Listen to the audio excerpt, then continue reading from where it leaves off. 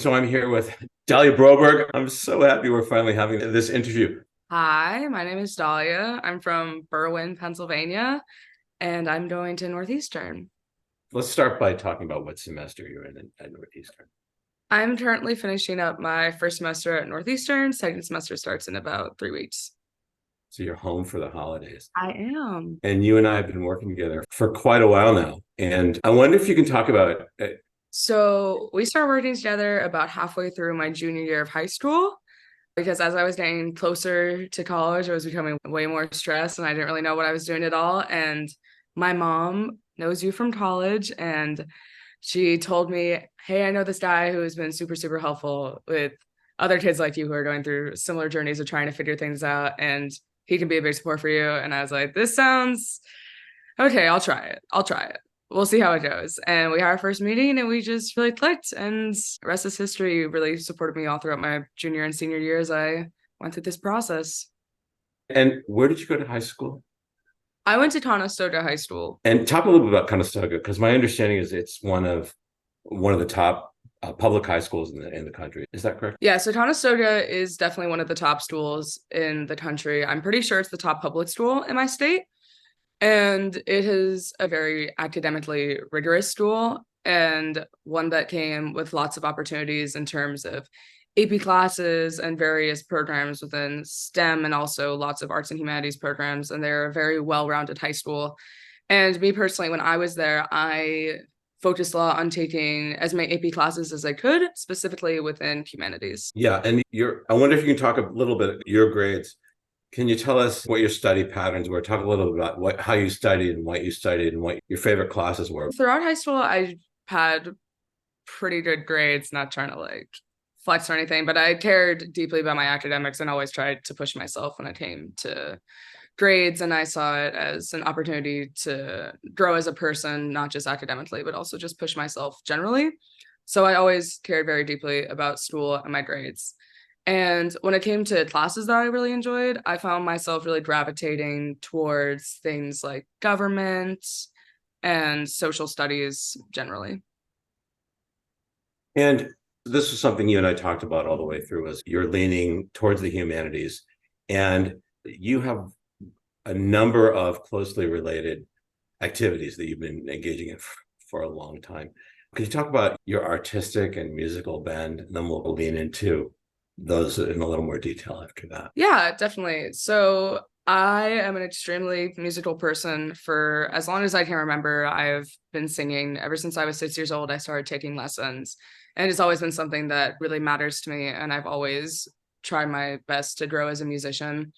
Throughout high school, I ended up joining this program called School of Rock, which is a performance-based program where people learn as musicians while also performing classic rock.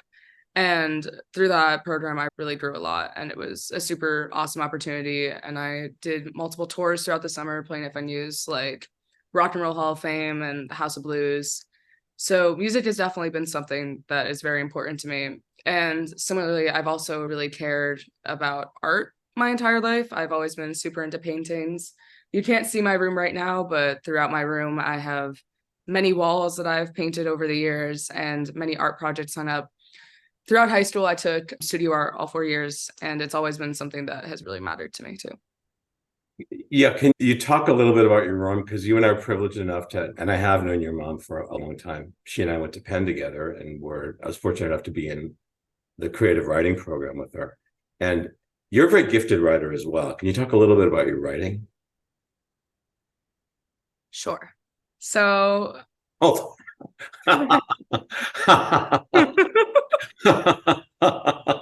That was wow. All right, we're definitely leaving that in. All right, I'll start again. I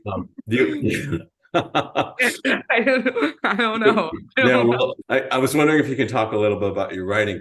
Yeah, so writing has always been something that's very fascinating for me. My mom is particularly a strong writer, so we've always bonded over that and have worked on many. And overall, I've always really enjoyed writing. I always loved my English classes and opportunities to do any sort of creative writing within school. I love that you're answering in very complete sentences. You're an awesome interviewee. Thanks. And let's get back to your art room, because I've been privileged enough to work with you for a long time. And this is one of the rooms. This is one of the rooms with the what's behind you? What's behind? This is just a tapestry that I love quite a bit. I'm a big Pink Floyd fan, and this hangs above my bed in my bedroom. And can you talk a little bit about some of the work that you did with School of Rock? Was Pink Floyd? Well, talk a little bit about the songs that you did with School of Rock and then what your role was within School of Rock. Yeah, so within School of Rock, I started in freshman year. And as I first went in, I was very nervous. And the first song I ever sang was actually Jesus Christ Pose by Soundgarden, which, if you don't know that song, it is insane. And I don't really know why I was casted on at first, but I went with it and I loved it. And throughout School of Rock, some of my favorite songs that I've done have included things like Cry Baby by Janis Joplin, Barracuda by Heart, Black Dog by Led Zeppelin, and just various any sort of songs that have intense vocals I've always loved to sing. And do you play an instrument as well or any other instruments? So I am a primary vocalist, but I have been playing piano and guitar and bass just to better accompany myself and better my musicianship since I was in middle school. But no keytar, right? No guitar, I'm sorry. There's no need to apologize, but hope springs eternal, right?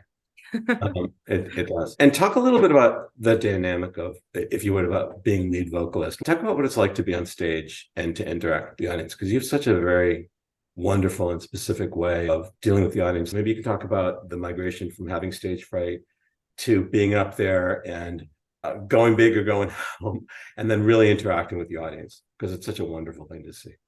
Yeah, honestly, being on stage is like nothing else in the world. It's truly just an incredible feeling. But even with the amount of performances I've done, I always, without fail, get nervous before every single performance. And I think I'm gonna totally bomb. I think it's gonna go terrible. I just am so nervous. But as soon as I get on stage, I know in my head I have a choice to either let myself get nervous and have it affect my voice and have it affect my body and my presence on stage, or I can just do my best to let go and trust that I know what I'm doing. I know the songs, and no matter what, I will have people to fall back on. So how does that stage fright melt away? Does it go away on its own, or what's it like? Usually what happens is, honestly, there are points in the song that I'm particularly nervous for, like various high notes or like long notes or things that are just particularly difficult. And so it tends to be once I reach those points and I get through them, I feel significantly better and I feel more comfortable on stage.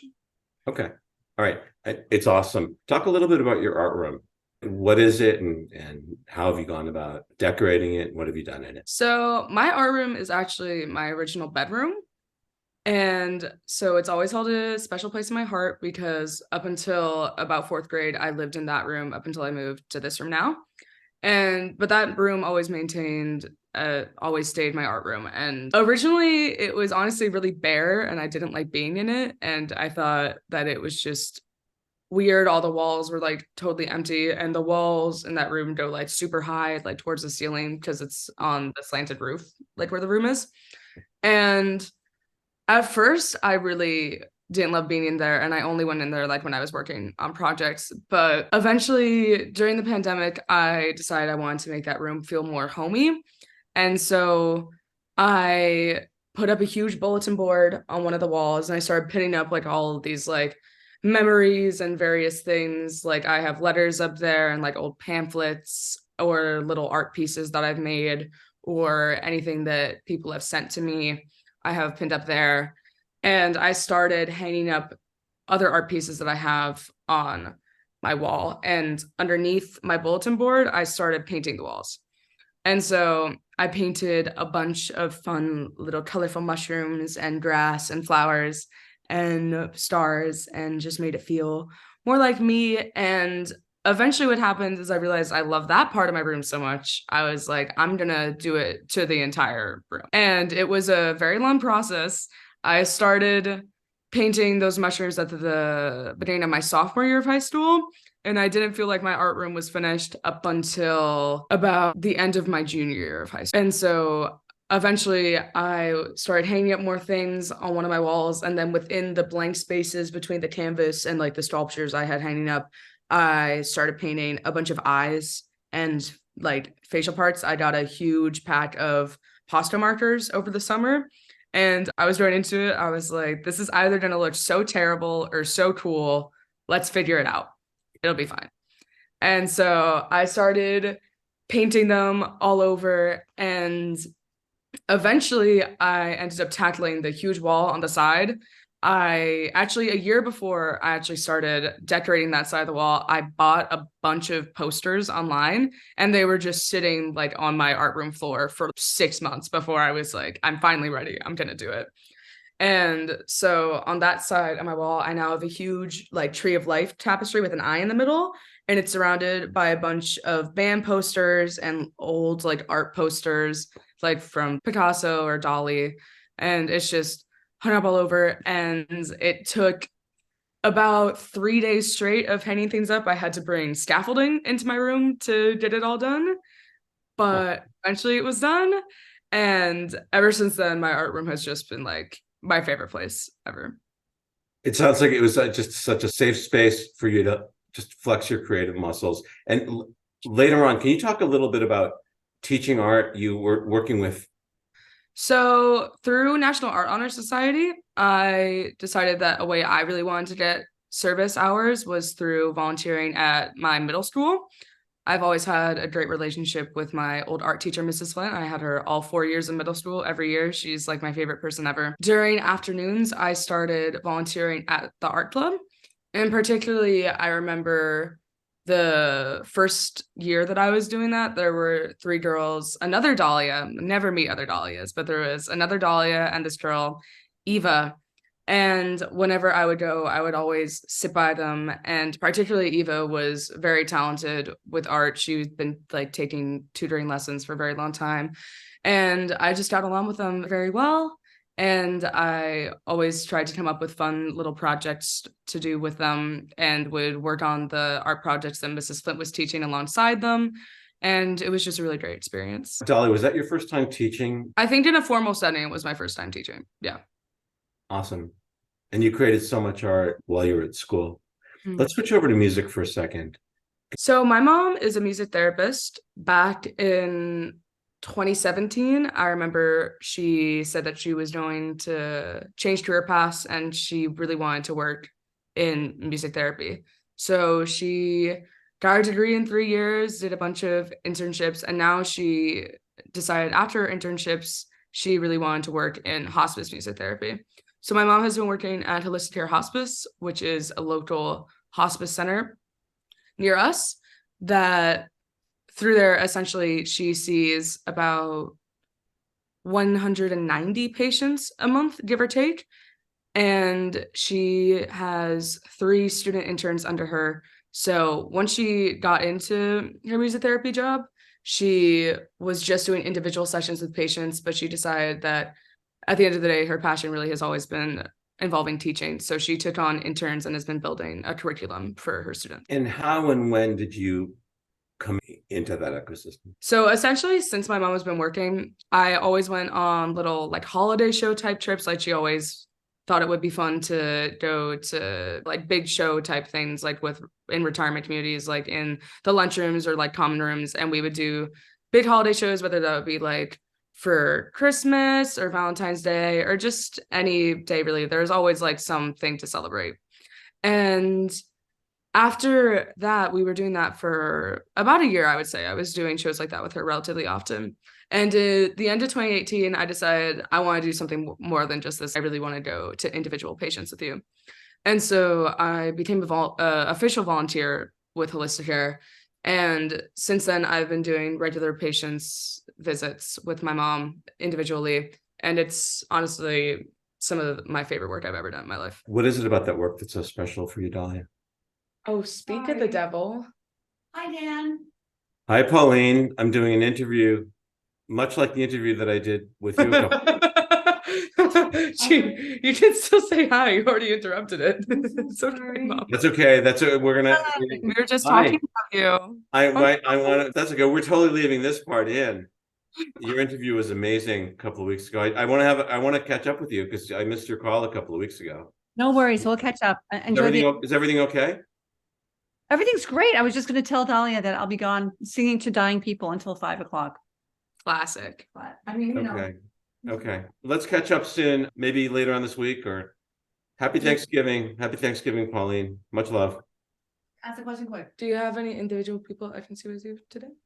No, we're not doing individuals. We can do individual dying people tomorrow if you want to sing to somebody. Yeah. Fine. Okay. All right. All right. Love you. Bye, Dan. See you later. Hi, Pauline. We're totally leaving that part in. Nice. And individual dying people sounds. Does that sound like a band or a song or what is that? Individual dying people. It sounds like the way an alien would try to explain what hospice is, like an imposter alien. Oh, Yeah. okay, like a doppelganger. Yeah, like someone who's not my mom is like, I am going to sing to the individual dying people today. Farewell. Will and Dennis, this is totally staying in.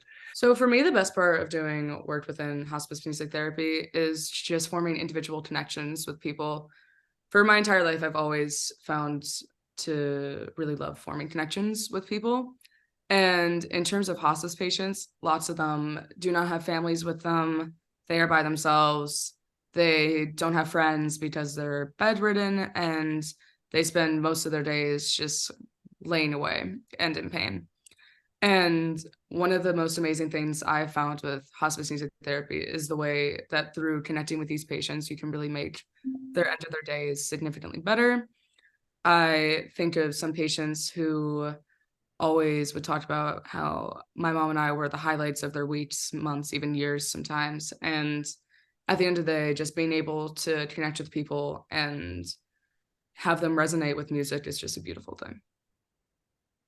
It's so beautifully expressed, Dahlia. So one of the first patients I ever saw, her name was Helen. And I started seeing her at the beginning of 2019. And she was about a year into hospice at this point. And my mom and I always went to her and would sing hymns. And I remember after every song we would sing, no matter what, she would always say, very nice. And she was truly just such a lovely woman. And I was always so excited to see her with my mom. And I know I'm not just speaking for myself when I say that through holistic care, she was known as being just an incredible woman, and everybody always loved to see her. And unfortunately, in April of 2020, she ended up getting sick with COVID and eventually reached the end of her hospice days. But before she passed, my mother and I knew that we had to see her. But at this point, even essential healthcare workers like my mom were not being let into retirement homes because they weren't letting any employees that were not their specific employees into their facilities. But my mom and I knew that some way we had to go see her.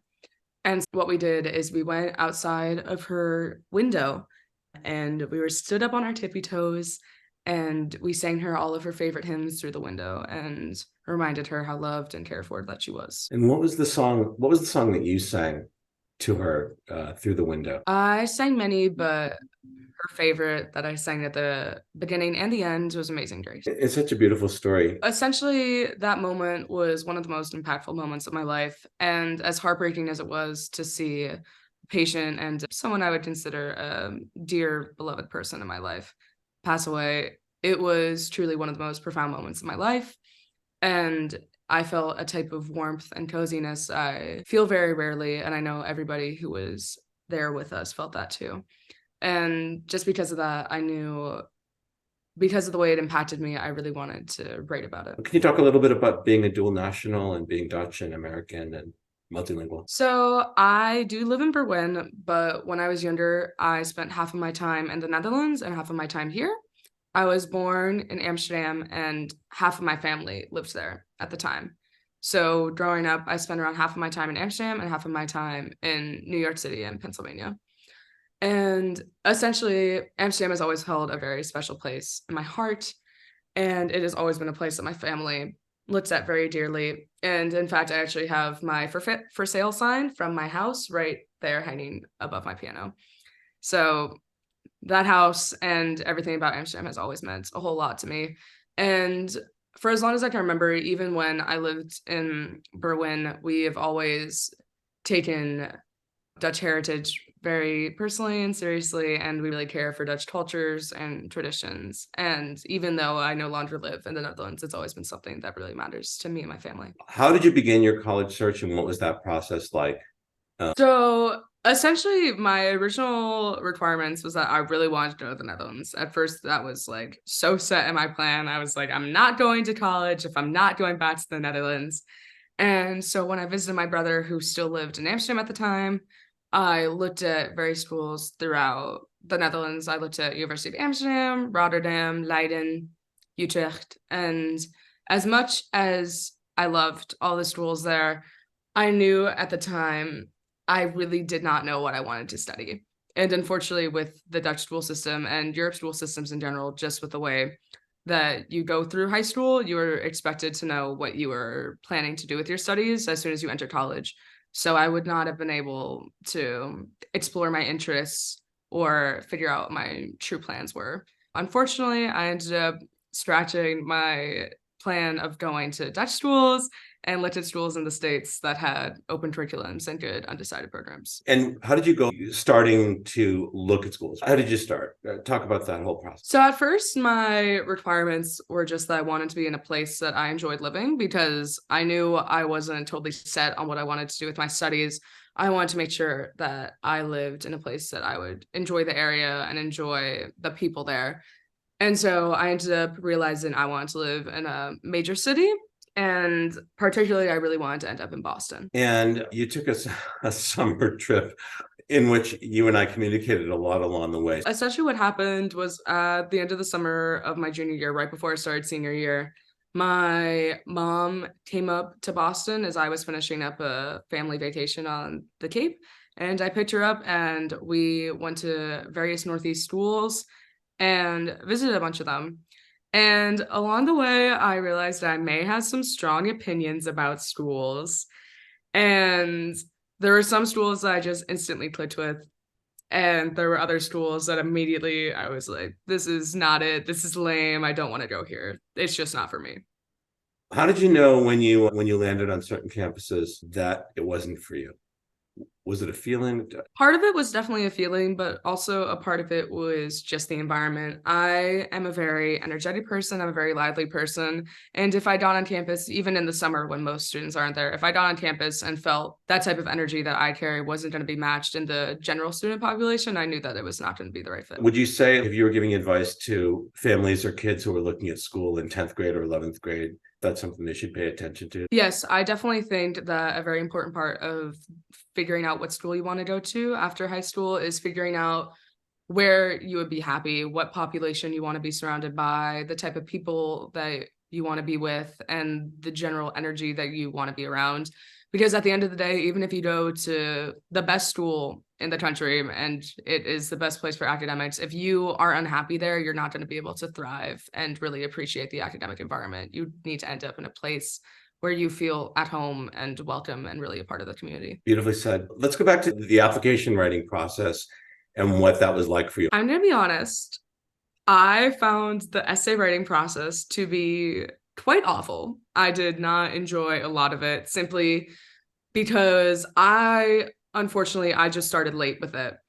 I think if I started earlier, I could have had a much better time writing essays and being able to explore various opportunities within writing these essays and various ways that I could have enjoyed the process more. But unfortunately, I didn't finish my general college essay until about halfway through October of my senior year. And just because of the time constraint, I found it quite stressful. However, I did still really enjoy once I had my finished products, and I felt very good about all the essays I submitted, and I felt very proud of them, which was nice. But I definitely did start to feel a bit burnt out once I finished my 8th application, because basically all my schools required multiple supplemental essays, and they just became a bit exhausting on top of all my other schoolwork that I was having to do. So if you were advising a 9th or 10th or 11th grader, what would you tell them in terms of when to begin thinking about the narrative and the things they want to write about? I would say, honestly, it's never too early to start. I know that with the Common App essays, the prompts generally have not changed very much over the years, maybe little tweaks here or there.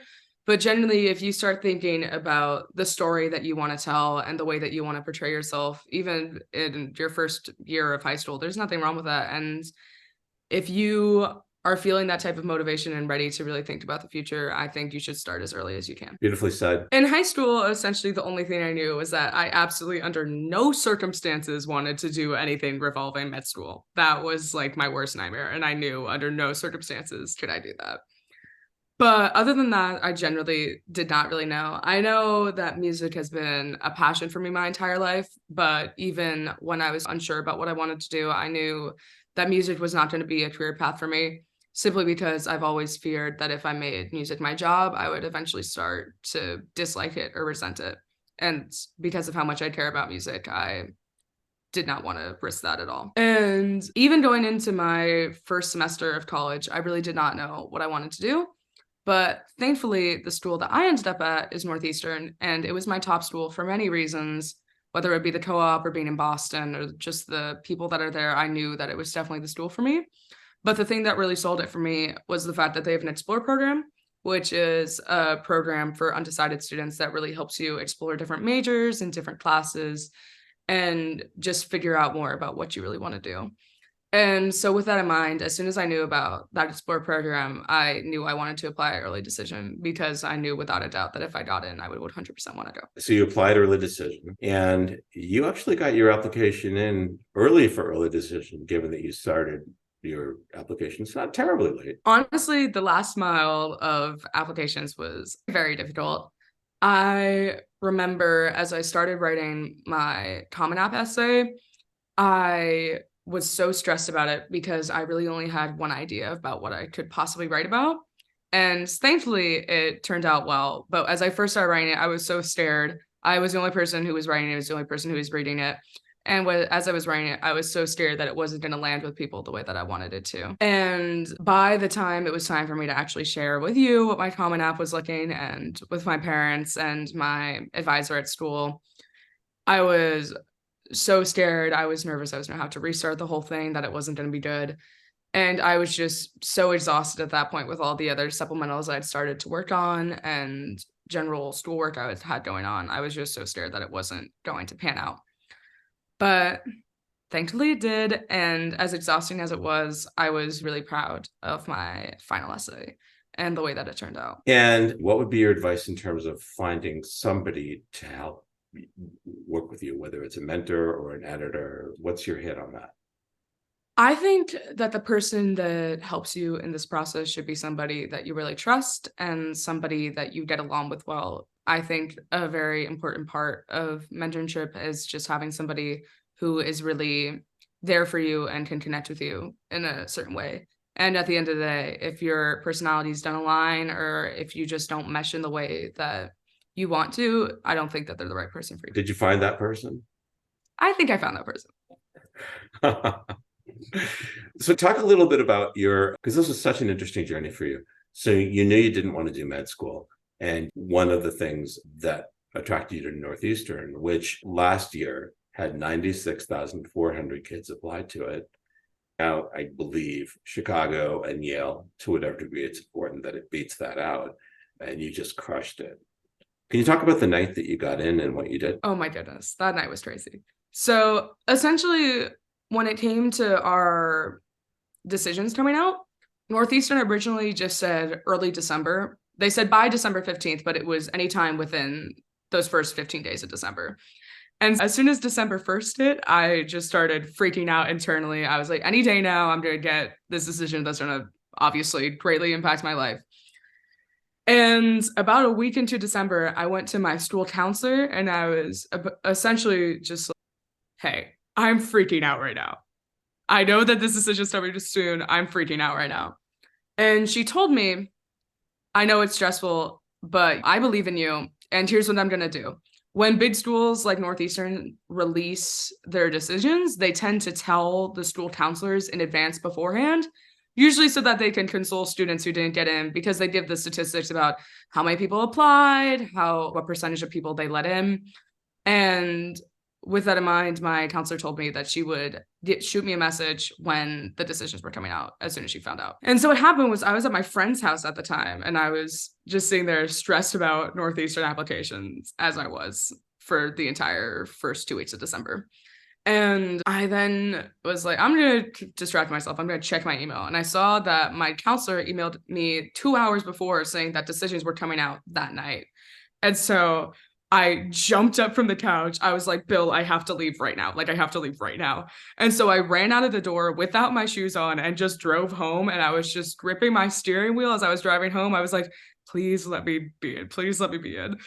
And so I got home about 10 minutes later and I was like, Mom, decisions are coming out tonight. I'm freaking out. And I expected to get an email when the decisions were released.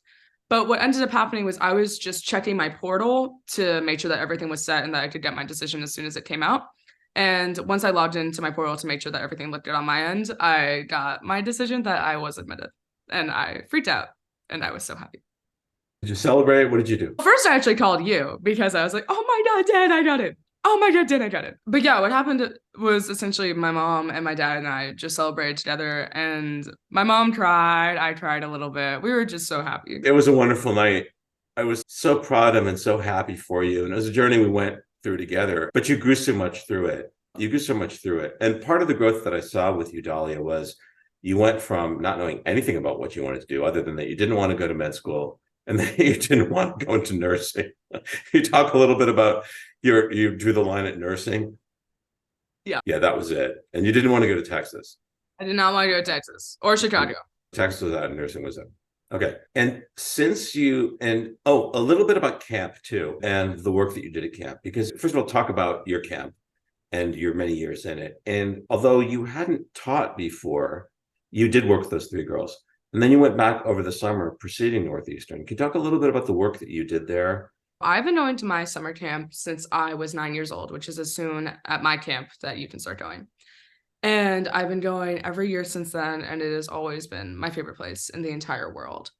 And in 2020, when camp was canceled, my camp hosted what they called Baloo Day, which is essentially the oldest campers. I was 15 at the time. The oldest campers at camp were able to do a little like virtual program and were able to all reconnect and talk with counselors. And they did a virtual evening program type thing run by staff. And at that meeting, they talked about this youth representatives at my summer camp. And I knew as soon as I heard about it, I wanted to do it, where essentially there are 2 youth reps that are voted for by, and once you are voted as youth rep, you serve as a member of the Board of Representatives. And so I knew with everything in me that I really wanted to be a youth rep. And so I filled out the application. I wrote my little speech type virtual speech and sent it away and honestly forgot about it for a couple weeks. And then a few weeks later, I got a message from my director asking me if I was still interested in being a youth rep, as I was voted alongside with my friend Lindsay to be a youth rep for my summer camp. And so that year I served as youth rep during doing board meetings and fundraising and reaching out to campers and all of that stuff. And then summer was coming around and camp was happening that year. But unfortunately, before I knew camp was happening, I heard about this really cool Berkeley College of Music summer program. And so I ended up doing a 5-week summer program at Berkeley College of Music, which I enjoyed so very much. But just with the timing of that, I was not able to go to my camp. And I broke the news to the board saying I was so sad I wasn't going to be there, because also in the weeks that I was going, there is a board meeting on camp, which I was missing. And so I told the board, which also included both my camp's director and my camp's manager. And I told them I wasn't going to be there, and I was so heartbroken, I was crying, I was so sad. And then Elizabeth, my camp manager, said, can you at least visit? Can you volunteer? And when I heard that, my ears just perked up, because ever since I was 9 years old and I saw staff at my camp, I knew that I really wanted to work as staff. And even though I was 16 at the time, usually they don't let volunteers on up until they are 18, and they don't let staff work there until they're 18. But they told me that they really wanted me to still be able to volunteer. And I took that opportunity and I went 3 days later after my camp, and I volunteered as both a program coordinator and also a dishwasher. And I was just doing as much as I physically could. And I enjoyed every second I was there. And I ran so many programs with staff that I've always admired, and now people I consider friends. And I helped in the kitchen as much as I could, and I did my absolute best to connect with as many individual campers as I could, and it was just a great experience. And then the year after that, I went as my final year as a camper, and the year after that, this past summer, I volunteered 2 weeks as just a full-time counselor, and it was so incredibly awesome. Not only was I able to help people run programs, I was also able to give ideas, and I played pivotal characters in various evening programs. And I went to all the staff meetings, and it was truly just so amazing. Got my staff shirt, and I was so happy about that. And this year, I really hope to be able to work as a full-time counselor for the whole summer. And this is in the summer between your freshman year and sophomore year at Northeastern, yeah? Yes. This would be. Okay. So now you're at Northeastern. Can you talk about a couple of the other colleges? You can mention them by name that you looked at, that you were thinking about, that you liked. Can you mention those by name? Some other schools I was really interested in, a very close second to Northeastern, was actually USC, University of Southern California. I was really interested in that school, not only because they have an incredibly strong music school, but because they have an open curriculum. And with that in mind, I knew that I'd be able to do general exploring and be able to really figure out what I wanted. But something that sort of turned me off to that school was the fact that I would have to declare a major as I go in, as compared to Northeastern, I did not have to do that. And also, when applying, the only option was early action rather than early decision. And I knew that early decision would really help my chances of getting into. And I was really scared that if I applied early action to both USC and Northeastern, I could have gotten rejected from both of them. And so I decided I would rather just leave the chances open of possibly getting deferred from Northeastern or anything like that, and still having the possibility of maybe going to USC rather than applying EA to both of them and getting rejected. Got it. And what were some other schools that you looked at that you really liked? So I looked at University of Denver, which I really loved. That was more of a safety for me, but I did really love and appreciate the school there. As I started my college search, it was actually one of the first schools that I looked at as a advisor and admissions counselor from University of Denver came to my school. And it ended up being that nobody else showed up to the meeting besides me. So it was a very personal talk about the college and university. And I ended up realizing I checked a lot of my boxes. It was in a place that I loved. And with my AP credits I had, I was able to cut out a full semester. And at that point, I was interested in both psychology and education, which is not the path I ended up going on. But as I was talking with that rep, that was what I was interested in. And they had a program where I could get both my master's in psych and my bachelor's in education in 4 years. And so because of that, that was also one of my top schools. And besides that, I also applied to Harvard, Brown, some other schools in Colorado, and University of Belmont. And do you feel that you ended up at the best fit for you? 100%. I told you this, but the other day I had a nightmare where I ended up at USC. And in my dream, I was with my parents and I was crying to my parents. I was like, no, I don't want to go to USC. I want to go to Northeastern. I want to go to Northeastern so bad. And in my dream, I ended up realizing that I didn't have to go to USC because I remembered in my dream that they don't have early decisions. So even if I got in, it wasn't binding. But in my dream, I was like so horrified. I was going to go to my second choice school, which I loved so much as I was looking at it. And I just really don't think that any school would have been able to support me and foster my education in the way that Northeastern has so far. So what's your journey been at Northeastern? You've landed in an interesting place, and you texted me. Maybe you can just talk about that process of interacting with the people who are close to you in your life, so that they can share in your successes and your wins. Yeah, so essentially anytime I get a major grade back, no matter what it is, I always want to tell my parents and you, just because I know you have supported me through my academic journey, and I want to be transparent with you guys. And fortunately, all the grades I've gotten have been good so far in my eyes. But anytime I get a major grade back or I have an exam or any sort of big paper due, I always let you guys know. And where have you landed in terms of the courses that you've selected for next semester, and where you think your direction is going right now in terms of what you're going to major in or focus in? So the classes that I ended up choosing for next semester mainly are required courses for my major that I picked out, which is international business with a minor in international affairs. So the classes that I'm taking next semester are accounting, the logic of math, which is not a required course for business, but it falls under one of the NU Path requirements, which is basically my college's core curriculum. And then also innovation, which is a required one for my business school. So you've landed, you expressed the other day that you, and this was such a great interaction that what did you call yourself? A STEM girl, or what did you call yourself? STEM. What was it? What was it? It's STEM. I'm a woman in STEM right now. The woman in STEM. Talk about the pivot that you've made a little bit, if you wouldn't mind, from where you thought you might end up. You love music, you love art, you love teaching. You talk a little bit about that ramp into what it is that you're doing, and maybe how that relates to your very international background and all the places you've traveled. But talk about where you're landing right now, because you're so happy about it. I am very happy with where I ended up. But essentially what I realized was, as much as I love music and education and arts and all of that, I know that I will still be able to do that throughout my life, whether I have it as a career or not. And so I realized something that really did matter to me when it came to my future job was I wanted to make sure that I had the opportunities for travel within it. Because I am from the Netherlands, because I've spent a lot of my time traveling growing up, I knew that there is so much of the world yet to see, and I really want to see it.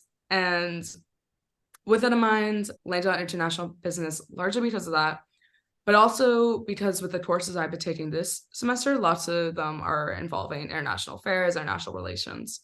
And I've realized with some of the very limited work I've done it with in those courses, I have realized the way that globalization has negatively impacted human rights practices and general employment standards. And I really hope that with my path in international business, I can help businesses develop sustainability strategies in terms of employment practices, just to better the world in any way I can. And when you talk about this, you talk about it with such excitement. And it's not for where you are right now.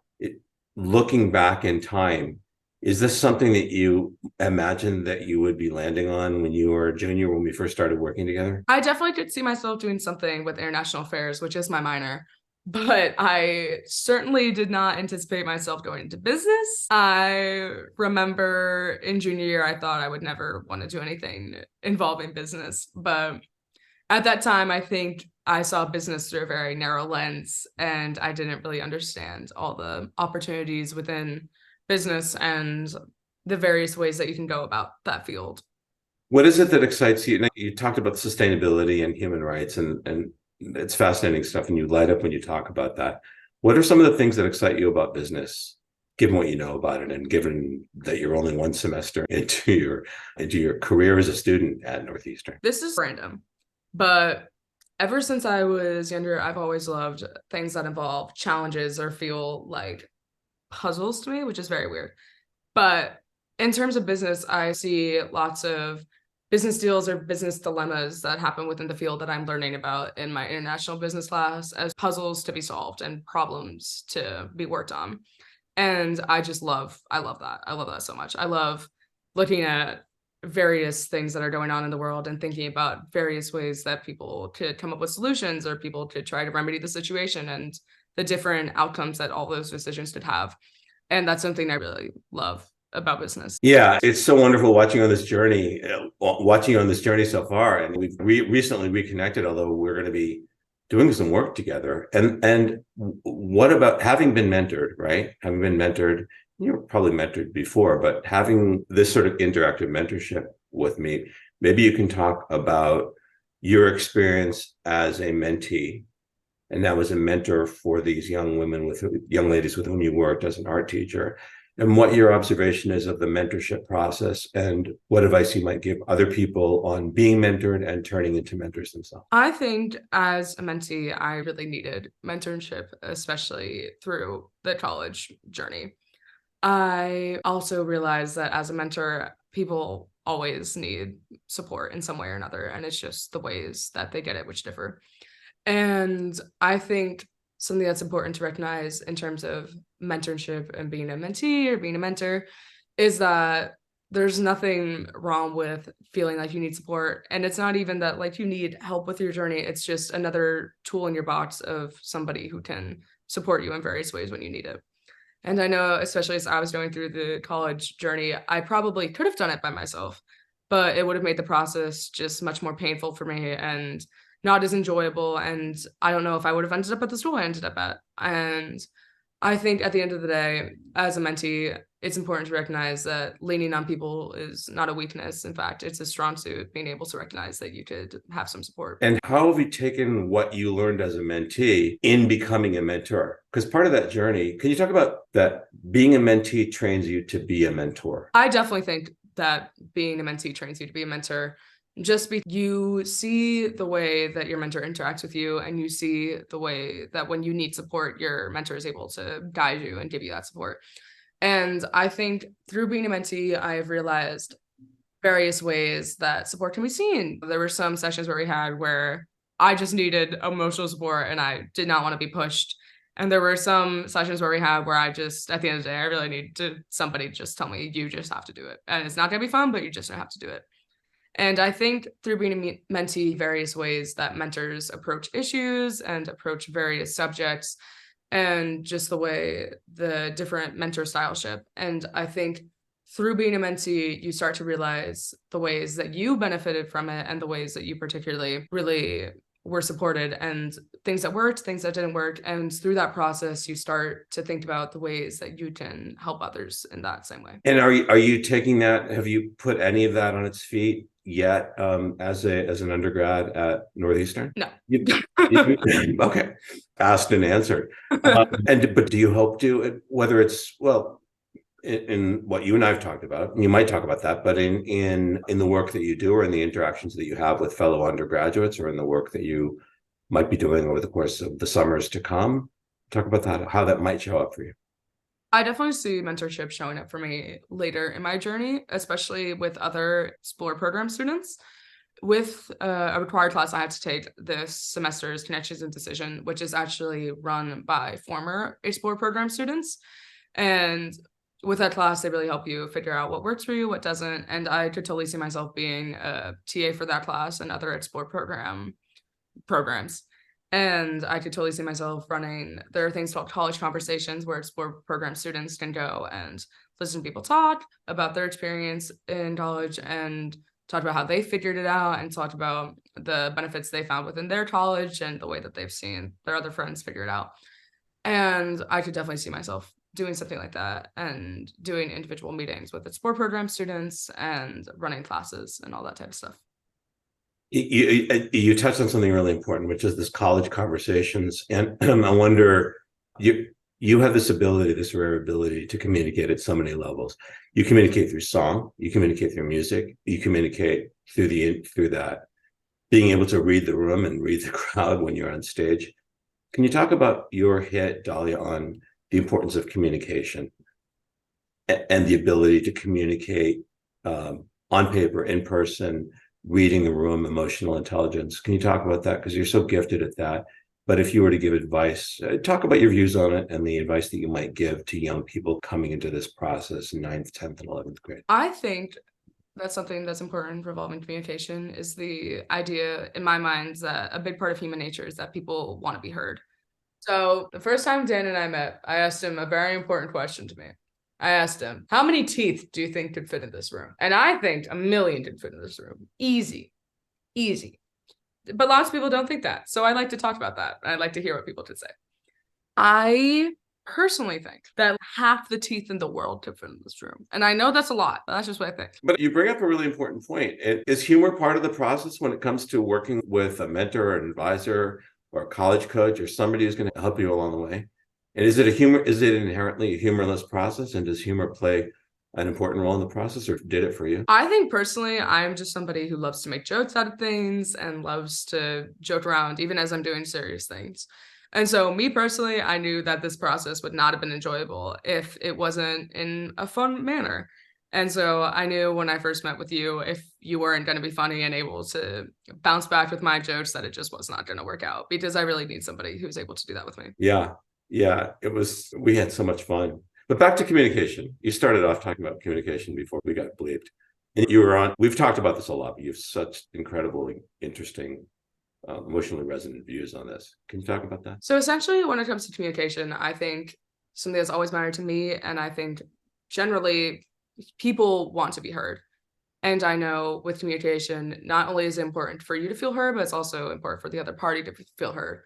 And this is something I've been taught since I was little. My mom and I are very keen about always having this be a part of our conversations and make sure that both of us feel happy, satisfied, feel the best about communication as long as we are both heard.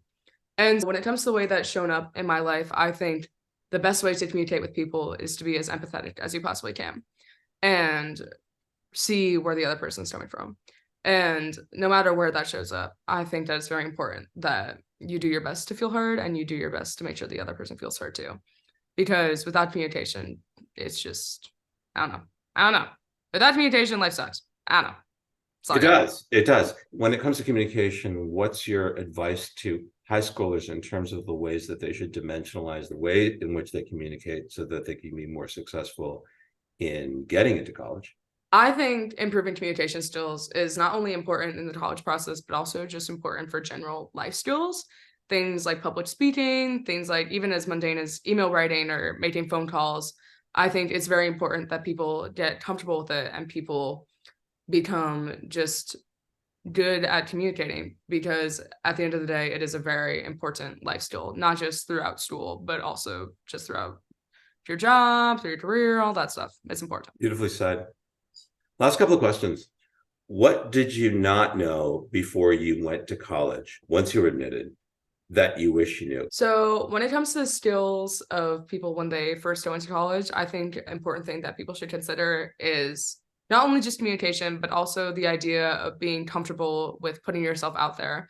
And I think in terms of that, I think an important skill that people need to develop as they go into the college process is self-confidence. Not only is that important in terms of making friends and being able to get out into your community and become a part of the community, but I think it's also important to feel confident when it comes to talking to your professors, because forming bonds with your professors is something that can be super beneficial to you.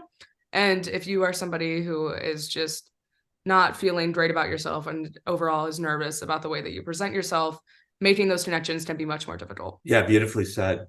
And so would you say that the art of self-advocating, and you said putting yourself out there, like stepping outside your comfort zone, is an important skill? I definitely think that developing the skills of self-advocating is something that is very important to your college journey. And it's something that you should definitely work on before you go to college. I think a good way to practice that would be even just through high school teachers and being able to advocate for yourself within the classroom setting and also with your peers. I think starting that as early as you can be very beneficial for your overall college experience. I knew this was going to be an awesome interview, and it was awesome. I walk out of these sessions and Kelly will say, "Who's having more fun?" Yeah, Kelly and you met quickly on there and had a quick interaction. Kelly saying, "Who's having more fun?" And I don't know who has more fun in these. It was tough, right? It was tough during the writing things, but you were transparent about it. I think you were saying, "I want to rip my own eyeballs out." Was it It's true. eyeball? I did. You did. Meanwhile, there's a lot of eyeballs in that room the other day. Out there. Yeah. A lot Bro, of what am I about it? eyeballs going on. So last question. If I had to give 3 pieces of advice to high school students who are out there, it would be this. I would say a big piece of advice I would give to 9th, 10th, 11th graders, people who seem like it's early in the process in terms of searching for colleges and starting essay writing, SAT prep, ACT prep, whatever it is. I would say it's never too early to start. Not only will it make it easier on you mentally, it can also make the process much more fun. And it will give you more freedom as you have more time to really figure it out.